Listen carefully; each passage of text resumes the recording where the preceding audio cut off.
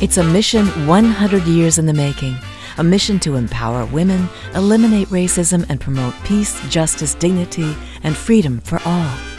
It started in 1912 with a small committee of women.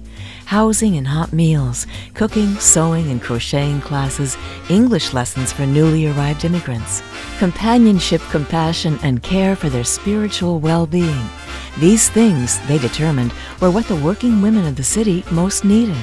By 1916, the YWCA had registered 825 charter members, twice the number required by the national YWCA, and became an official affiliate of the YWCA of the USA. A movement was born, and it grew. YWCA women have never shied away from change and challenge, and when their activities outgrew their rented space, they raised $150,000 for the construction of the YWCA's historic North Park Avenue building in Warren. The space became an incubator for ideas, a temporary home for visitors from around the world, a state-of-the-art fitness center, an after-school hangout, and a central location for women to discuss the issues of the day, with an eye toward social responsibility and community service. During World War II, the YWCA opened its doors to servicemen as a USO site, holding dances and picnics and supporting the war effort by recruiting women to raise funds for the home front and take on jobs as industry boomed in Warren.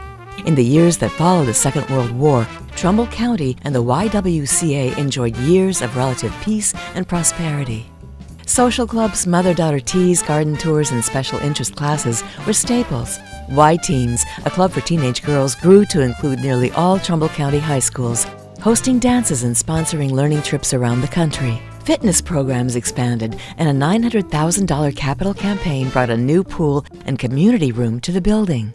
YWCA Warren grew bolder with each passing decade. In 1970, the adoption of the One Imperative signaled the start of a new, more political YWCA, committing its collective power towards the elimination of racism wherever it existed and by any means necessary. The feminist movement made its mark on Warren's YWCA too, with self-defense clinics and rape prevention seminars and the formation of the Domestic Violence Task Force. The Warren YWCA was offering classes on everything from powder puff mechanics to our bodies ourselves, and it was clear that our Y was evolving to meet the needs of a changing world.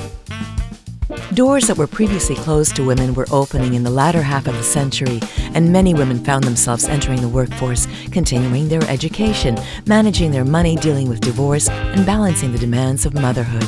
Through it all, the YWCA has been there, offering classes, support groups, and networking opportunities. No one in 1916 could have imagined what the century that followed would hold.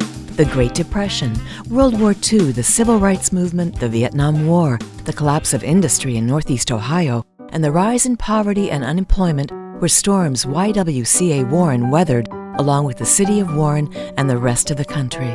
Through it all, YWCA Warren was there, and we're still here today. At YWCA Warren, we create real change. We help children learn and grow. We give girls the tools they need to become strong, smart, confident young women and great leaders. We focus on our community. We take a bold stand against racism. We build houses that women and their families can call home. We empower those who need it most. 100 years later, we are still on a mission, working toward a world in which women are empowered and all people, regardless of color, can thrive.